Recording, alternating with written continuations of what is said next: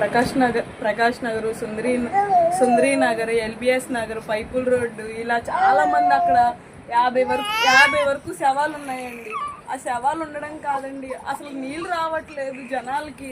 నీళ్ళు వచ్చినా బతికేలా ఉన్నాము. కానీ ఏంటంటే ఆ శవాల వాసన, చిన్న పిల్లలు, ఇలాంటి చిన్న పిల్లలు పడవ అడిగితే పడవ 10,000, 40,000 ఎక్కడి నుంచి తెస్తారండి? తెచ్చి ఏం చేస్తారండి?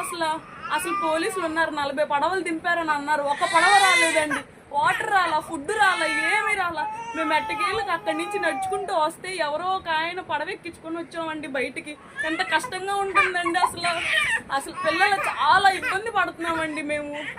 ఒక్కసారి కాకపోయినా ఒక్కసారైనా అటు వెళ్ళి ఫుడ్ పంపించి పైనుంచి శవాలు తేలుకుంటూ వస్తున్నాయి. అసలు ఏంటి గవర్నమెంట్, నాకేం అర్థం కాదు. అసలు అలా ఉంటుందండి. అసలు నీళ్లు కొట్టుకుపోయి